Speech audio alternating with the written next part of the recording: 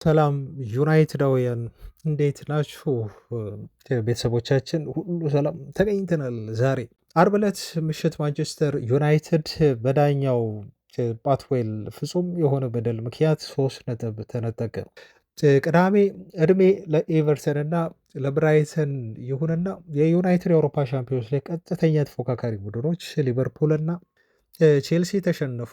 የማንቸስተር ዩናይትድን የአውሮፓ ሻምፒዮንስ ሊግ ተሳትፎ ህልም ይበልጥ እነኚህ ሁለት ክለቦች እውን አደረጉት። አሁን ዩናይትድ ይሄንን ሳምንት በድል አጠናቋል። 1 ነጥብ እንዲሁ ጭማሪ አድርጓል። ምንም እንኳን አርብ ዕለት ቢበደልም ትላንት ፍትህ በሌሎች ክለቦች ለዩናይትድ ራሷን ገልጣለች።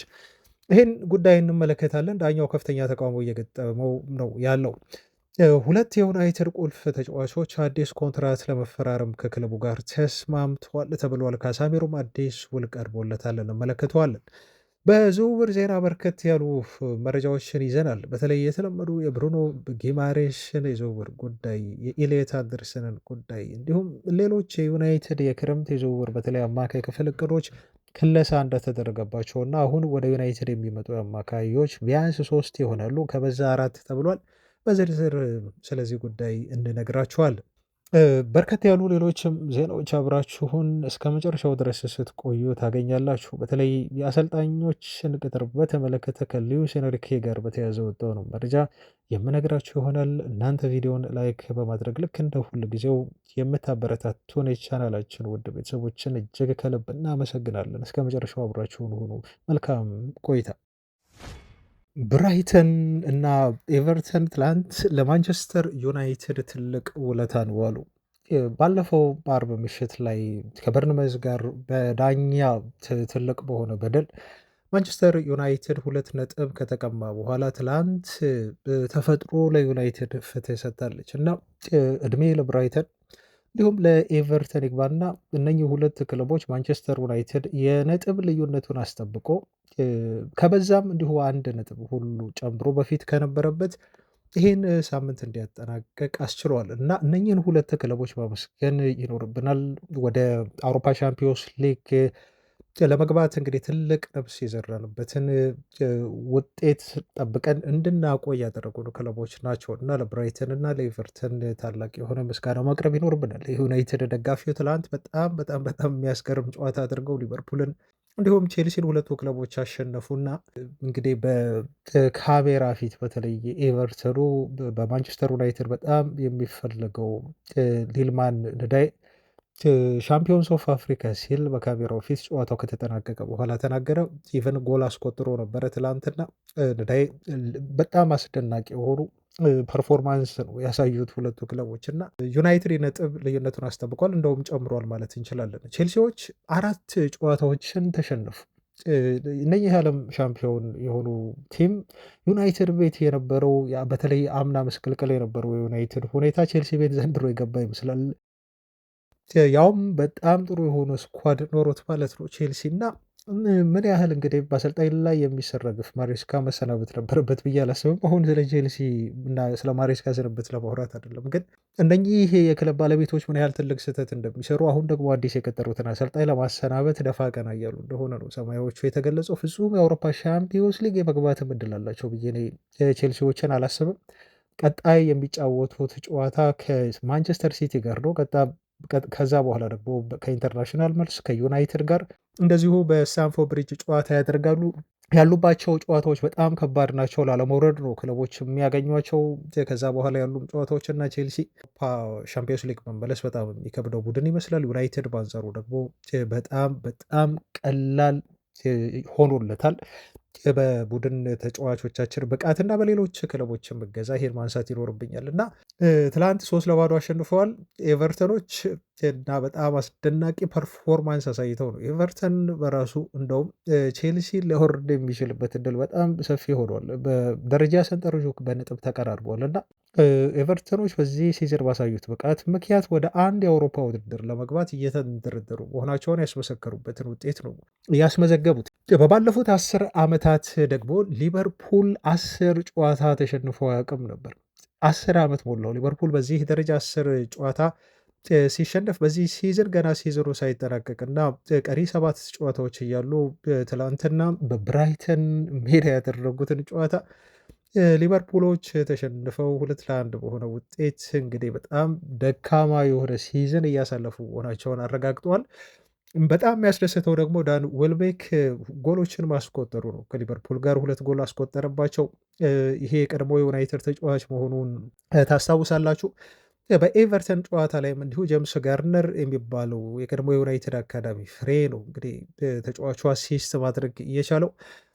ስለዚህ የቀድሞ የዩናይትድ ልጆች ዩናይትድን በተዘዋዋሪ ቢሆን እየረዱት ይገኛሉ። ወደ አውሮፓ ሻምፒዮንስ ሊግ እንዲመለስ ማለት ነው። ቡድናቸው እንዲያሸንፍ እያገዙ ጨዋታው ከተጠናቀቀ በኋላ በተለይ ብራይተን ዳን ወልቤክ ተጠየቀና ዩናይትድ አውሮፓ ሻምፒዮንስ ሊግ ገብቶ ስለሚያጠናቀቅበት ሁኔታ ጥያቄ ሲያቀርቡለት ሁልጊዜም ቢሆን ሰዎች ማንቸስተር ዩናይትድ ላይ የቀድሞ ክለቤ ላይ ሁሌ ታስቆጥራለህ እያሉ ይወቅሱኛል። ዛሬ ግን ሊቨርፑል ላይ ይሄን ጎል አስቆጥሬ የቀድሞ ክለቤን ማንቸስተር ዩናይትድ የጠቀምኩ ይመስለኛል። ስለዚህ ዛሬ ከማንቸስተር ዩናይትድ ጎን ቆሜያለሁ ሲል ነው ዌልቤክ ከጨዋታው በኋላ አስተያየቱን የሰጠው እና በጣም በጣም ደስ የሚል ነው። የብራይተንን አሚን የበርንመዝን በጣም አስከፊ ሆረብል የሆነ የዳኝነት ውሳኔ እና በጣም የተከፋንበትን ምሽት ትላንት በተደረጉ በእነዚህ 2 ጨዋታዎች አይ ቲንክ አካክሰናል። አሁን ትልቁ ጥያቄ ምን መሰላችሁ ቤተሰቦች? የቶፕ 4 ገብቶ ለማጠናቀቅ ዩናይትድ ይሄን እድል ፍጹም ከእጁ ማምለጥ የለበትም። አይታሰብም ከነ ኢቭን ቶፕ 4 ገብተን እንደምናጠናቀቅ ወደ አውሮፓ ሻምፒዮንስ ሊግ እንደምንመለስ እንደው አብዛኛው እርግጠኛ ሆነን ሳለ ግን ምን ያህል ነጥብ ያስፈልጋል ወደ አውሮፓ ሻምፒዮንስ ሊግ ለመግባት ብለን ካለን አትሊስት በትንሹ 66 ነጥብ ያስፈልጋል እና አሁን ማንቸስተር ዩናይትድ በቀጣይ የሚያደርጋቸውን ጨዋታዎች ወደ አውሮፓ ሻምፒዮንስ ሊግ ለመግባት 66 ነጥቦች ላይ ግዴታ መድረስ መቻል ይኖርበታል ማለት ነው ክለቡ እና የቀሩን 7 ጨዋታዎች ናቸው። በእነኚህ 7 ጨዋታዎች ላይ ታዲያ አሁን 55 ነጥብ አለ እጃችን ላይ 66 ነጥብ ገብቶ ለማጠናቀቅ 11 ነጥብ ያስፈልገናል።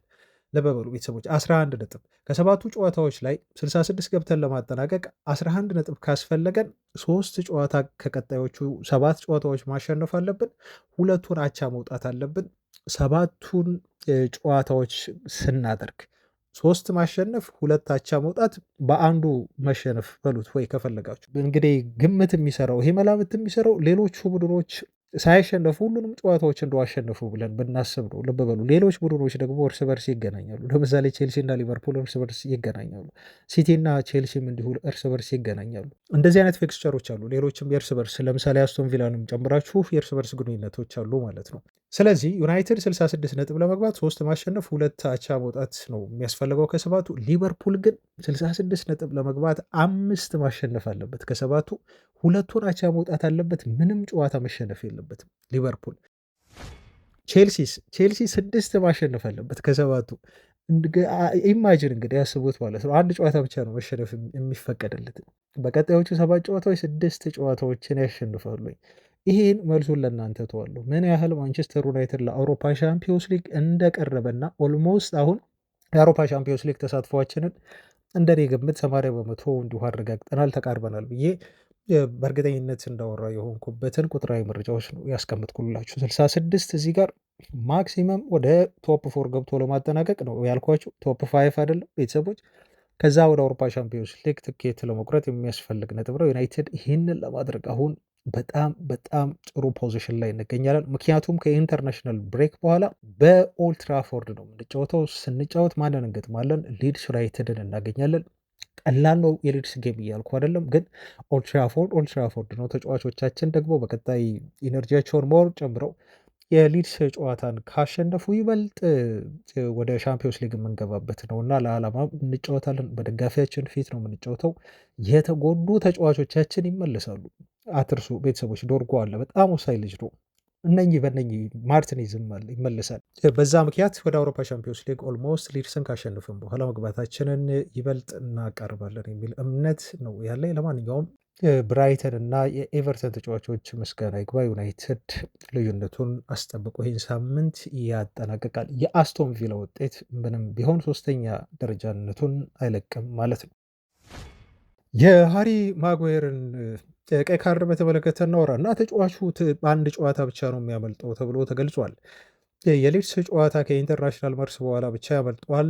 በበርንመዝ ጨዋታ ላይ ባየው ስትሬት ካርድ ምክንያት ተብሎ ነው የተገለጸው። ስለዚህ ሃሪ ማጉሄር በቼልሲ ጨዋታ ከዛ በኋላ በምናደርገው እንዲሁም በኦልትራፎርድ በብሬንትፎርድን በምንገጥምበት ጨዋታ ይመለሳል ተብሏል። በጣም በጣም ጥሩ ዜና ይመስለኛል። አንድ ጨዋታ ብቻ ሃሪ ማጉዌር መቀጣቱ ዩናይትድ የሊድስን ጨዋታ እንደምንም ብሎ ማርቲኔዝም የሚመለስበት እድል ስላለ ቦታውን የሚሸፍን ይመስለኛል። ስለዚህ ጨዋታ እንደው ትላንት አልተገናኘንም አስቸጋሪ በሆነ ምክንያት ቤተሰቦች ግን የዳኛው የማንቸስተር ዩናይትድን 3 ነጥብ የነጠቀበት መንገድ ብዙ አነጋጋሪ ሆኗል። እኔ ምን እንዳስገረመኝ ታውቃላችሁ? ከዚህ በጣም ባድ ከሆነ ውሳኔ በኋላ ኢቨን የማንቸስተር ዩናይትድ እንደው የቀድሞ ሌጀንድ ተጫዋቾች የዩናይትድ አይደሉም የሌሎች ክለቦች እና ዩናይትድ አውሮፓ ሻምፒዮንስ ሊግ እንዳይገባ የሚፈልጉ እውነት ለመናገር ለምሳሌ ጄሜ ካራገርን ወሰዱ። እሱ አሁን ቁጭ ብሎ ዩናይትድ ነጥብ እንዲጥል ነው የሚመኘው፣ ምክንያቱም ሊቨርፑል ወደ አውሮፓ ሻምፒዮንስ ሊግ እንዲገባ ይፈልጋል። ይሄን ምንም እሱ መናገር ባይጠበቅበትም አያስፈልገውም፣ እኛ እናውቀዋለን። እና ምናልባት አሁን ጄሚ ካራገር ለማንቸስተር ዩናይትድ ወግኖ ዳኛውን ወቅሶ በጣም የተበላሸ ስህተት የተበላሸ ሊግ የሆነ ነው እና የዳኛው ውሳኔ ፍጹም ትክክል አልነበርም። ዩናይትድን ምንም ያህል ብጠላውም ዩናይትድ እንዲሸነፍ ብፈልግም ነጥብ እንዲጥል ብፈልግም ግን ዳኛው ትክክለኛ ውሳኔ አልወሰንም ብሎ ነው ማለት ነው። እንግዲህ ዳኛው ላይ ከፍተኛ ቅሬታ እንዳለው ስቱዋርት አትዌልን ወቅሶ አስተያየት የሰጠው እሱ ብቻ አይደለም። በነገራችሁ ላይ አለን ሺለር ስለ ዩናይትድ ጥሩ ነገር ያወራም ታውቃላችሁ። እሱም ሁሉ ሳይቀር ሊጉ እየተበላሸ ነው ሲል አማድ እንደተከለከለ ፔናልቲውን በግልጽ አስቀምጦታል ማለት ነው። ከእሱም ውጪ ስትሄዱ የሌሎች ክለብ ሌጀንድ ተጫዋቾች የዩናይትድ ተቃራኒ ናቸው የምትሏቸው ሁሉ ሳይቀር ዳኛው ፍጹም እንደተሳሳቱ ሊጉ እንደተበላሸ ኢቨን ቴሪ ዳንኤል ሆነሪ ሳይቀር ነው የመሰከሩት። አማድ ፍጹም ፔናልቲ ተከልክሏል ብለው ማለት ነው። እና ይሄ ዳኛ አሁን በማንቸስተር ዩናይትድ ክስ ቀርቦበታል። ለእንግሊዝ እግር ኳስ ዳኞች ማህበር ነው የዩናይትድ አመራሮች ክስ ያቀረቡት። ይሄ ሰውዬ ከዚህ በኋላ ማንቸስተር ዩናይትድን ፍጹም መምራት የለበትም ጨዋታ ብለው ዩናይትዶች ከሰዋል። የሚገባንም ፔናልቲ ያተናል ብለዋል። ብዙ ጊዜ እንደዚህ አይነት ነገሮች በኋላ ላይ ምናልባት ከተረጋገጠና ካመነበት ነው እንግዲህ የዳኞች ማህበር ይሄን ዳኛ ሊቀጣው የሚችሉ የተወሰኑ ጨዋታዎች ላይ እንጂ ከባድ ቅጣት ይጥልበታል ተብሎ አይጠበቅም። ዩናይትድ ግን ክስ አቀርቧል። ከሱ ውጭ ክሬግ ፓውሰን የተባለው ቫር ላይ የነበረው ዳኛ ሳይቀር ክስ ቀርቦባቸዋል በዩናይትድ አመራሮች ተብሏል። 24 ጨዋታዎችን ከዚህ በፊት ስቱዋርት አትዌል ዩናይትድን መርቶ ዩናይትድ ላይ በጣም መጥፎ የሆኑ ውሳኔዎች ተሰጥተውበታል። ከዚህ በፊት 2 ቀይ ካርዶችን ለዩናይትድ ተጫዋቾች ሰጥተዋል። በባለፉት 24 ጨዋታዎቹ ለተቃራኒ ቡድን ተጫዋቾች ግን ምንም አይነት ቀይ ካርድ አልሰጠም። በግድ ይስጥ አይደለም ግን ሞመንቶች ነበሩ ቀይ ካርድ ላይ ሰጡ የሚችሉ እነኛን ሞመንቶች አልፈዋል ማለት ነው። እንደዚሁም ለዩናይትድ ተጫዋቾች በባለፉት 24 ጨዋታዎች በመራቸው ላይ 46 ቢጫ ካርድ ሲያሳይ ይሄ ዳኛ 8 ያህል ቢጫ ካርዶችን ብቻ ነው ለተቃራኒ ቡድን ተጫዋቾች እያሳየው። ኢማጂን እስቲ ያስቡት፣ ለዩናይትድ ተጫዋቾች 46 ቢጫ ካርድ ሰጠ፣ ለሌሎች ከዩናይትድ ተጋጣሚ ለነበሩ ቡድን ተጫዋቾች ደግሞ 8 ካርድ ብቻ ነው ይሄ ዳኛ የሰጠው። ኢማጅን አስቡት እንግዲህ ምን ያህል ጋፑ በጣም ሰፊ እንደሆነ ማለት ነው። ከዛ በኋላ ዩናይትድ ካደረጋቸው 24 ጨዋታዎች 5ቱን እንዲሁ ተሸንፏል፣ 5ቱን አቻ ወጥቷል። የቀረውን ጨዋታ ነው ማለት ነው እንግዲህ ዩናይትድ 14ቱን ጨዋታ ይሄ ዳኛ በመሀል ዳኝነት እየበራ ማሸነፍ እየቻለው ማለት ነው። በግልጽ የእግር ኳስ የዳኞች ማህበር ከዚህ በፊት በርንሌ ላይ ማርቲኔዝ ንጹህ የሆነች ጓል አስቆጥሮ ይሄ ዳኛ መሻሩ ይታወቃል። ከዛ በኋላ ደግሞ ዩናይትዶች ክስ አቅርበው በይፋ ይቅርታ መጠየቁና ጎሏ መጽደቅ የነበረባት ትክክለኛ ጎል እንደነበረች በኋላ አምኖ ይቅርታ ዩናይትድን በይፋ የጠየቀበት ሁኔታ እንደነበርም ይታወቃል። አያችሁ ይሄን ዳኛ ነው ማለት ነው ዩናይትዶች የከሰሱት እና ፍጹም እኛን እንዳይመራ ብለው ከፍተኛ ቅጣት እንዲጣልበት እየጠየቁ የሚገኙት ለማለት ነው። እዛ ጋር አማድ ላይ የሰራው ጥፋት በጣም ግልጽ ሆኖ ሳለ ግን በጣም ግልጽ ያውም በአንድ እጁ እኮ አይደለም በሁለት እጁ ልጁ የጎል ኦፖርቹኒቲ ነበር። ምናልባት ያ ጥፋት ባይሰራበት ኳሱን ሞክሮ የማስቆጠር እድል ይኖረው ነበረ። በሁለት እጁ ነው እንግዲህ በዛ ደረጃ አማድ በፍጹም ዳይቭ ሊያደርግ አይችልም፣ ሊያስመስል አይችልም። አወዳደቁ በራሱ ያስታውቃል። በዚህ ደረጃ የሚወድቅ ልጅ አይደለም። አማድ ኳሷ ላይ ነው የወደቀው እና ተጫዋቹ አሁን ብዙ ጊዜ ዳኞች እያዩት እየሰጡት አይደለም። እኔ አማድ በጣም ቪክቲም የሆነ ይመስለኛል። በቃ ልክ እንደ ይሄ የቀድሞው የማንቸስተር ሲቲ ተጫዋች አለ አይደል? ቼልሲ የነበረው ማን ነው ስሙ ጠፋብኝ። እና እሱ ዳይቭ ያደርጋል ተብሎ ሁሌ ስለተሳለ በቃ ይሄም ተጫዋች እንግዲህ ዳይቭ ያደርጋል የሚል አይነት ሀሳብ ያላቸው ይመስለኛል ዳኞች ብዙ ጊዜ። ግን የዛ ቀን ትልቁ ስህተት ቫር ነበረ። ቫር ወዲያው አይቶት ቫር ደገፈና ዝም አለ።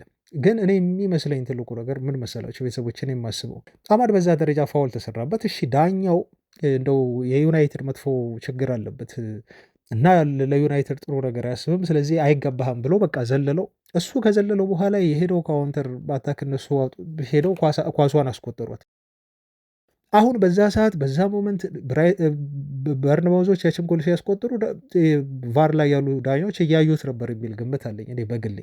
እያዩት ነበር። ግን ዞሮ ዞሮ እዛ ጋር ጎል ተቆጠረ እና ለዳኛው ጠቁመው ገና የአማድን ሞመንት ጠቁመው ዳኛው እንዲመለከተውና ፔናልቲ ሊሆን ይችላል ብለው እሱን ወደ ቫር ስክሪን እንዲመለከት ከመላካቸው ፊት ኦልሬዲ እዛ ጎል ተቆጥሯል ማለት ነው። እና በርንመዞች እየጨፈሩ ነው። በቃ ቻው ሆነዋል። አስቡት እስቲ አሁን ምንድነው ማድረግ ያለባቸው? የበርንመዝን ጎል መሻር አለበት።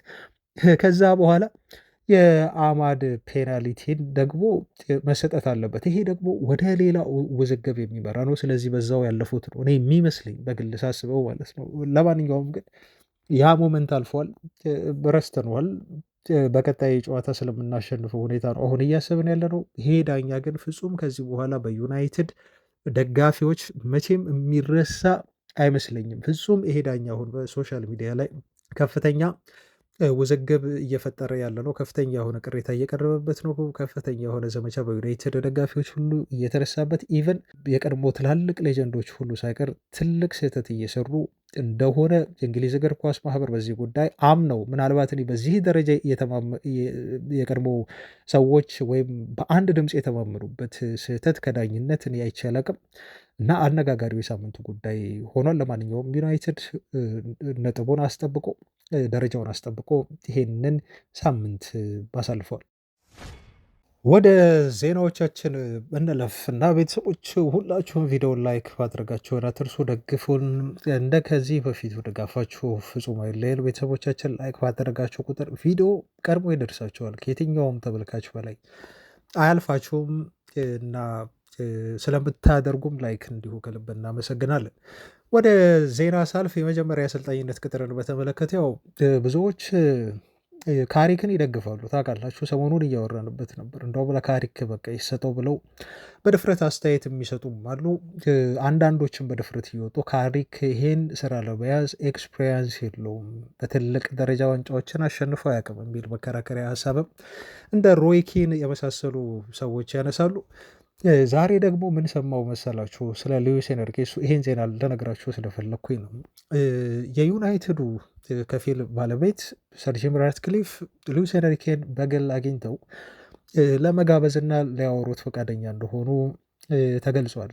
ያው ልጋብዝህና ስለ ዩናይትድ ስላለው ሁኔታ ነው በግሌ ላውራህ አይነት ነገር ነው።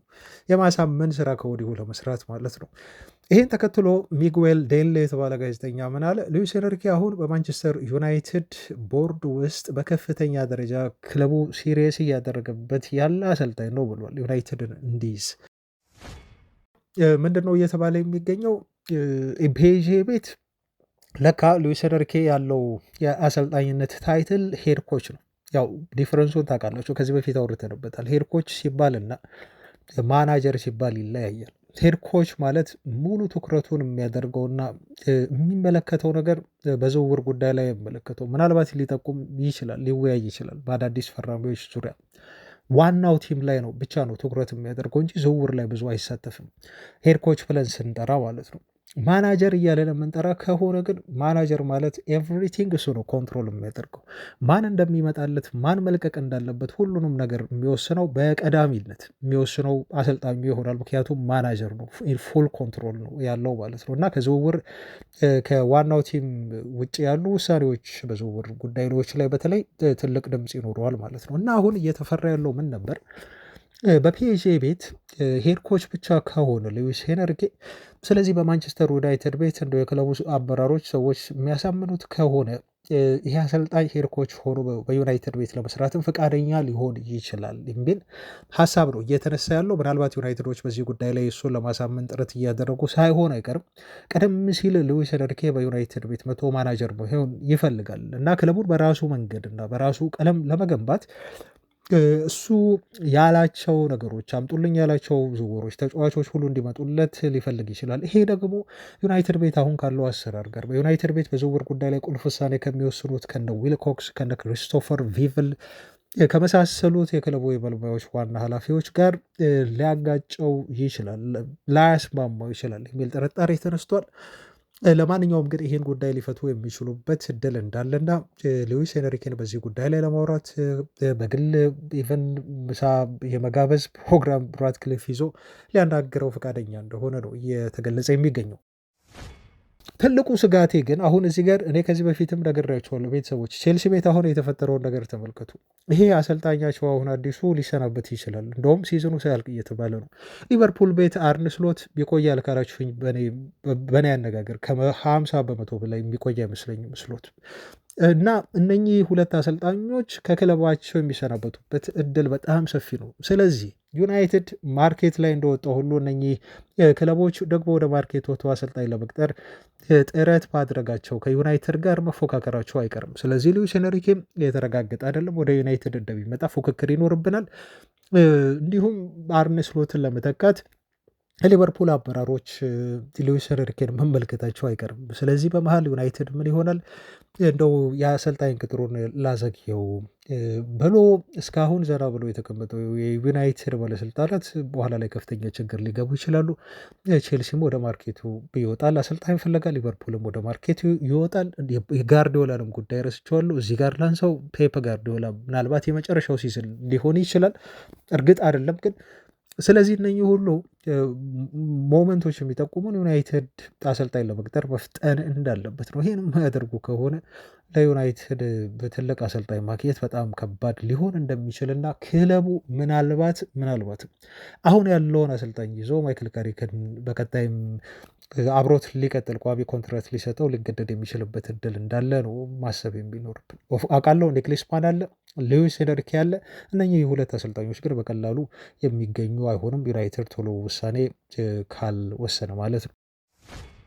ወደ ኮንትራት ዜና እንለፍና በሁለት ተጫዋቾች አዲስ ኮንትራት ተሰጥቷቸው ሊፈርሙ ተቃርበዋል ተብሏል። ሰሞኑን ሰምታችኋል፣ ትናንት ስላልተገናኘን ነው እንጂ ኮቢ ሜኖ እና ሃሪ ማጉዌር ወደ እንግሊዝ ብሔራዊ ቡድን በድጋሚ ጥሪ ቀርቦላቸው ተቀላቅለዋል። ይሄ ያልተጠበቀ ነው። ታዲያ እነኚህ ሁለት ተጫዋቾች የእንግሊዝ ብሔራዊ ቡድን ጥሪ መድረሱን እና መደሰታቸው እንዳለ ሆኖ ደግሞ አዲስ ኮንትራት ከዩናይትድ ጋር ለመፈራረም መስማማታቸውን ተከትሎ ሳምንቱ የሁለቱ ተጫዋቾች ይመስል ነበር። በተለይ ኮቢ ሜኖ በአዲሱ የክለቡ ጋር ሊፈራረም ብሎ አስበው ኮንትራት እስከ 2031 ድረስ ይቆያል ተብሎ የተገለጸ ሲሆን ሃሪ ማጉዌር እስከ 2028 በመፈረም የሁለት ዓመት ኮንትራት ሊፈራረም እንደተቃረበ ነው እጅግ ታማኝ የተባለው ዴቪድ ኦርንስተን የዘገበው። ኮቢ ሜኖ በአዲሱ ኮንትራት ላይ 120 ሺህ ፓውንድ ሳምንታዊ ደሞዝ እንደሚያገኝም ነው ቶክ ስፖርት ጋዜጣ የዘገበው። ከዚህ በፊት በማንቸስተር ዩናይትድ ቤት እጅግ ዝቅተኛ ደሞዝ ከሚያገኙ ተጫዋቾች መካከል ከታች የተቀመጠው ኮቢ ሜኖ ነበር። 20 ሺህ ፓውንድ በሳምንት ያገኝ ነበር። አሁን ግን ይሄ በ6 እጥፍ አድጎለት 120 ሺህ ፓውንድ በሳምንት ተከፋይ የሆነ አዲስ ኮንትራት ይፈርማል። ሃሪ ማጉዌር ደግሞ በመጠኑም ቢሆን ኮንትራት ክፍያውን ቀንሶ ተጫዋቹ በ120 ሺህ ፓውንድ አካባቢ ለሁለት ዓመት ኮንትራቱን ለማደስ ከዩናይትድ ጋር ከስምምነት እንደደረሱ ነው በዚ አትሌቲክ ጋዜጣ የተዘገበው። እዚህ ጋር እናያይዘውና ደግሞ ማን ዩናይትድ አዲክት የሚል የዜና ምንጭ የዩናይትድ ሰዎች ለካዛሚሮ የአንድ ዓመት ኮንትራት እድሳት በሳምንት 225 ሺህ እየከፈሉት እንዲቆይ ጥያቄ ያቀረቡለት የሚል ነው።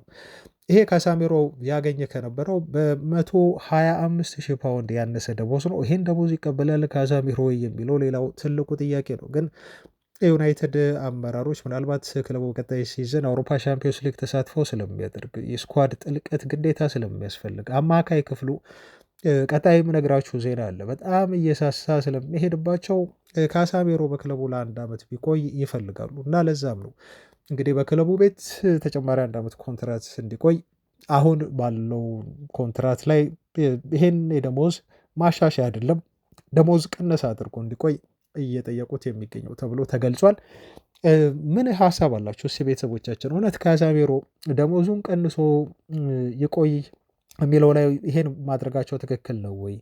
ምክንያቱም በዚህ ደሞዝ ክፍያ ሁለት አማካዮችን ዩናይትዶች በየሳምንቱ 120 ሺህ እየከፈሉ ማምጣት ይችላሉ።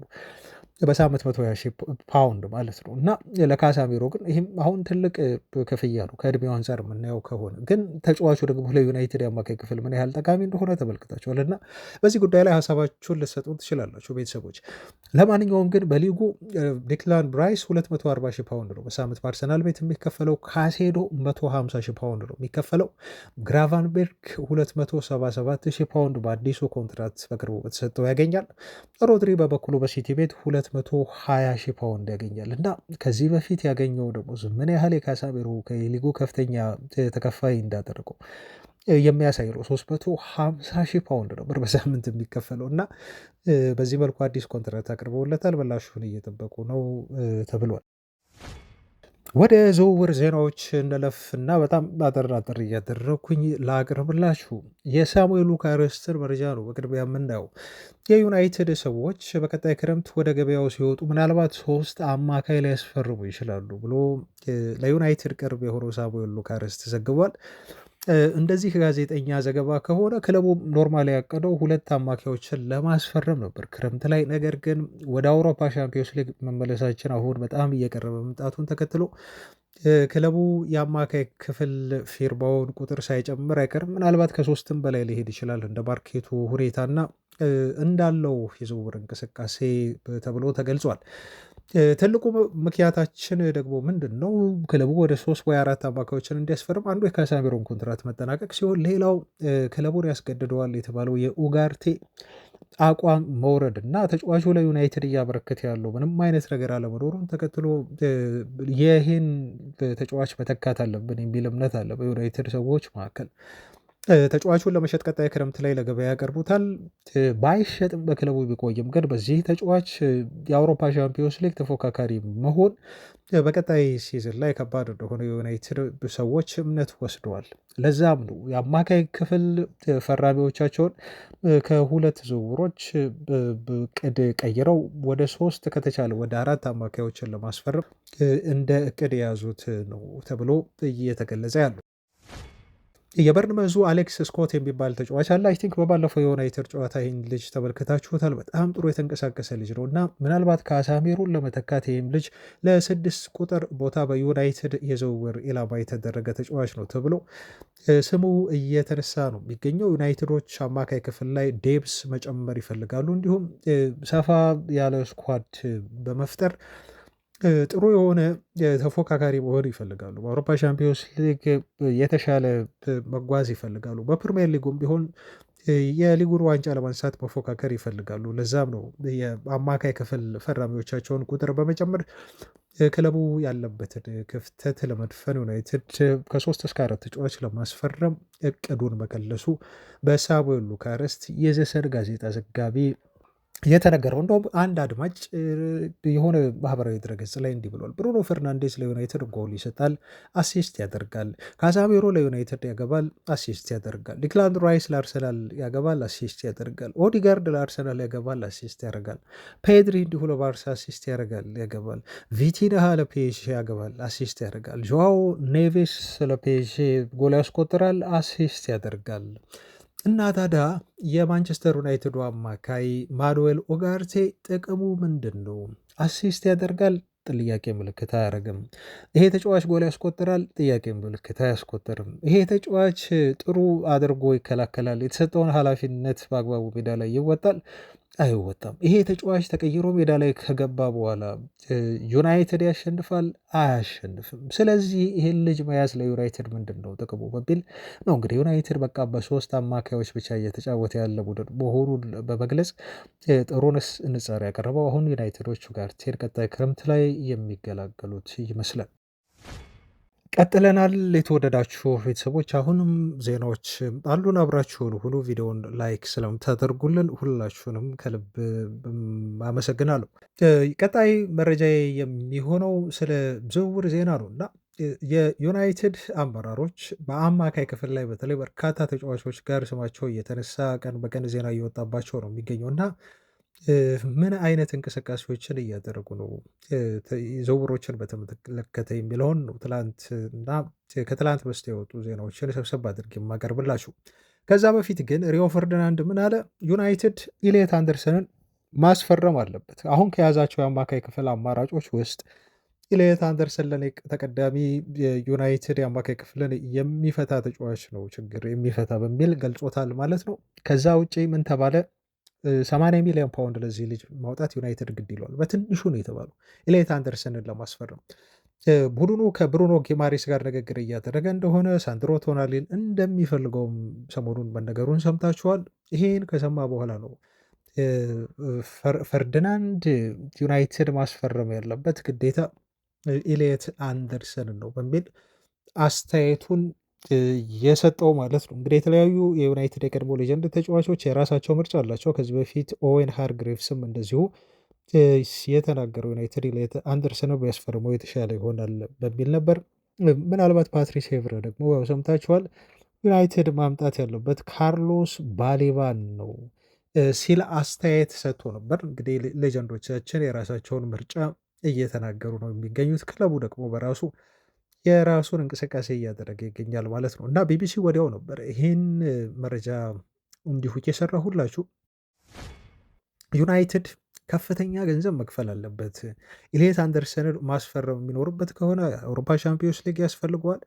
በዛ ላይ ደግሞ ይህን ተጫዋች ለማስፈረም ቀላል ፉክክር የለበትም። በተለይ ከሲቲ ፉክክር አለበት፣ ከባድ ይህን ፉክክር ለማሸነፍ ደግሞ ጥሩ ደሞዝ መክፈል ይኖርበታል። ጥሩ የዝውውር ገንዘብም ማቅረብ ይኖርበታል ለፎረስት። ይሄን ካላደረጉ ዩናይትዶች ኢሊየት አንደርሰንን ማስፈረም ይከብዳቸዋል በሚል ቢቢሲ ሌላ ዜና ይዞ ወጥቷል።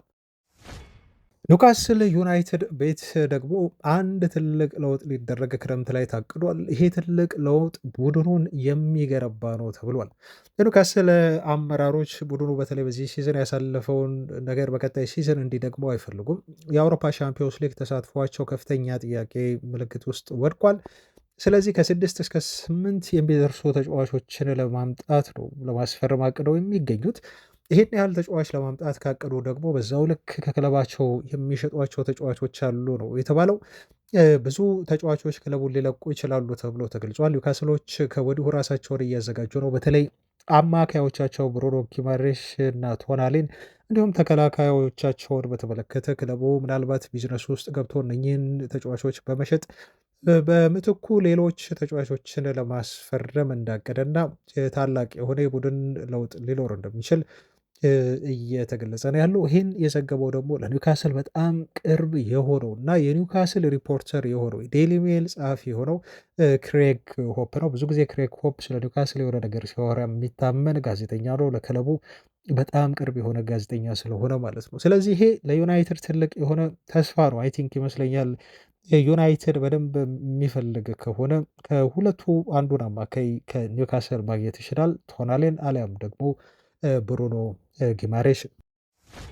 በቀጥታ አሁን የምናልፈው ስለ ብሩኖ ጊማሬሽ ወደ ተሰማው ዜና ነው። ዜናውን ያገኘሁት ወደ ብራዚል ነው። የተጫዋቹ ትውልድ ሀገር የሆነችው ብራዚል ዩኦኤል የተባለ የዜና ምንጭ አለ። ከሚታመኑ ዜና ምንጮች መካከል አንደኛው ነው እና ኦልሬዲ የማንቸስተር ዩናይትድ ሰዎች ከብሩኖ ጊማሬሽ ተወካዮች ጋር ተነጋግረው አውርተዋል ሲል ዘገበ። የሮይተርሱን ጋዜጠኛ ዘገባ ነው ያጠናከረልን። ዋነኛ ታርጌታቸው ነው ሲልም እንደዚሁ አከለ ይሄ ጋዜጣ። ይሄ ተጫዋች ወደ ማንቸስተር ዩናይትድን ለማምራት ከፍተኛ ፍላጎት አለው። ለዛ ነው በተወካዮቹ አማካኝነት የዩናይትድ ሰዎችን እያናገረ ወደ ዩናይትድ ለማምራት ተጫዋቹ እየተደራደረ የሚገኘው ብሏል። ይህ ተጫዋቹ ያለው የፕሪሚየር ሊግ ኤክስፔሪያንስ ያለው ሊደርሺፕ እና እንዲሁም ወደ 70 ሚሊየን ዩሮ ብቻ የሚያወጣ በሆኑ ዩናይትድ ከሌሎች የዝውውር ኢላማዎቹ አንጻር ስናየው እድሜው ይሄ ተጫዋች ወደ 28 ቢሆንም ግን ለዩናይትድ ኮስት ኢፌክቲቭ የሆነ ተጫዋች ነው። ለቀጣዮቹ 3-4 ዓመታት የዩናይትድን የአማካይ ክፍል ተጫዋቹ በአግባቡ ይመራል ብለው የዩናይትድ አመራሮች የሚያስቡት ተጫዋች ነው ብሩኖ ጊማሬሽ በሚል ነው ይሄ የዜና ምንጭ የዘገበው ማለት ነው። እና ማንቸስተር ዩናይትዶች ከቶናሊ ይልቅ በቀላሉ ሊያስፈርሙት የሚችሉት አማካይ እንደሆነ ብሩኖ ጊማሬሽን ያስባሉ ተብሎ ተገልጿል። ግን ይሄ ፉክክር የለባቸውም ማለት አይደለም። በተለይ ሪያል ማድሪዶች ተጫዋቹን ለማስፈረም ከዩናይትድ ጋር ጠንከር ያለ ፉክክር ለማድረግ ተዘጋጅተዋል ሲል ኢል ናሲዮናል የተባለ የዜና ምንጭ እንደዚሁ ዘግቧል። ግን ማድሪዶች ይህን ያህል ገንዘብ ለተጫዋቹ ዝውውር ይከፍላሉ የሚለው ሌላው መመለስ ያለበት ትልቁ ጥያቄ ነው። ቤን ጃኮብስ በቅርቡ በተናገረው መረጃ መሰረት ብሩኖ ጊማሬሽ የዩናይትድ የዝውውር ኢላማ ነው። ዩናይትዶች ፍላጎት አላቸው። በተለይ ይህንን ዝውውር እየመራ ተጫዋች ወደ ኦልድ ትራፎርድ እንዲመጣ እየጣረ ያለው ጄሰን ዊልኮክስ ነው ብሎ መናገሩም እንዲሁ ይታወሳል። ንግግሮች እንዳሉም ቤን ጃኮብስ አረጋግጦልናል። ክለብ ከክለብ እስካሁን ድረስ የተጀመረ ነገር የለም፣ ግን የብሩኖ ጊማሬሽ ተወካዮች ከማንቸስተር ዩናይትድ ሰዎች ጋር እየተነጋገሩ እንደሆነም እኔም ማረጋገጫውን ልሰጣችሁ እችላለሁ በሚል ተአማኝ የተባለው ጋዜጠኛ ቤን ጃኮብስ እዚህን ተጫዋች ዝውውር ጉዳይ አረጋግጦልናል። ስለዚህ ዩናይትዶች ይሄን ልጅ ለማስፈረም ንግግር ላይ እንደሆኑ ቤን ጃኮብስ ብቻ ሳይሆን ፋብሪሶ ሮማኖ ሁሉ ሳይቀር አዎ እውነት ነው ስብሰባዎች ተካሂደው ነበረ በብሩኖ ጊማሬሽ ወኪልና በማንቸስተር ዩናይትድ ተወካዮች መካከል። ምክንያቱም የዩናይትድ አመራሮች ከወዲሁ ከብሩኖ ጊማሬሽ ተወካዮች ወይም ኤጀንቶች ጋር ጥሩ የሆነ ግንኙነት አላቸው በሚል ፋብሪዞ ሮማኖ ማረጋገጫውን ሰጥቶናል ማለት ነው። ግን ሁሉንም ነገር ለማድረግ አሁን ኤርሊ ስቴጅ ነው ብሎ ግን ብዙ ጊዜ ይኸውላቸው አሁን እነዚህ ሰዎች አመኑ። የሮይተርሱን ጋዜጠኛ ትዝ ይላችኋል። ያኔ ወደ ኒውካስል ሊያመራ ነው ከሊዮን ብሎ ያኔ ሲዘግብ ሰው አላመነውም። ሆነ ልጁ ከሊዮን ወደ ኒውካስል አመራ። አሁን ይህን ዘገባ ሲያወጣ ባለፈው ዩናይትድ አድቫንስድ ንግግር ላይ ናቸው ሲል ብዙ ጋዜጠኞች እንዲሁ አስተባበሉት። አሁን ግን ወጥተው ደግሞ እያመኑ ነው። አዎ ከዩናይትድ ሰዎች ጋር ጥሩ ነገር አላቸውና ኦልሞስት በቃ ተጫዋቹ በግሎ ከዩናይትድ ጋር እንደተስማማና ልጁን ለማስፈረም ዩናይትድ እድል እንዳለው መናገር ጀመሩ ማለት ነው። ስለዚህ ወደ ሮይተርሱ ጋዜጠኛ አነጋገር መስማማት መጡ ማለት ነው። ያቸው አሁን እነሱ ያልተስማሙት አድቫንስድ የሚለው ነው። የጥልቅ የሆነ የውይይት ደረጃ ዝውውር ሊቋጭ ሲል የሚደረግ ድርድር አለ። እሱ የገለጸው እንደዛ ነው አድቫንስድ ብሎ። ነገር ግን እነኚህ በኒውካስል ሳይድ ምንም ነገር የለም ነው እያሉ ነው ያሉት። ያለው ንግግር ተጫዋቹ ከዩናይትድ ጋር ብቻ ያደረጉት ነገር ነው እንጂ ወደ ኒውካስል ዩናይትዶች አላለፉም ተብሏል። ኒውካስሎች ደግሞ ተጫዋቹን በ75 ሚሊዮን ዩሮ ለመሸጥ ዝግጁ እንደሆኑ ደግሞ ተነግሯል ማለት ነው። ስለዚህ ብሩኖ ጊማሬሽ ወደ ዩናይትድ እንደው ዩናይትዶች ይህን ልጅ ማምጣት አለብን ብለው ከወሰኑ ልጁን ሊያገኙት ሊያስፈርሙት የሚችሉት ተጫዋች እንደሆነ ተገልጿል ማለት ነው። ተጫዋቹ ኢቨን ይሄ ጄንትልሜንስ አግሪመንት እንዳለውም ሰምታችኋል ቤተሰቦቻችን። እና ዩናይትድ ሪሊ ይሄን ልጅ ይፈልገው እንጂ ብሩኖ ጊማሬሽን የሚያገኝበት እድል በጣም ሰፊ ነው የሚመስሉ ያሉትን መረጃዎች ከግራም ከቀኝም እንዲሁ ስመለከት። ለማንኛውም ቤተሰቦች ይህን ይመስላል ዛሬ ያስኩላችሁ ዜና። አብራችሁኝ ስለነበራችሁ እጅግ ከልብ አመሰግናለሁ። ነገም እንገናኛለን። ቼክ አድርጉን። እስከዛ ሰላም ነው ባይ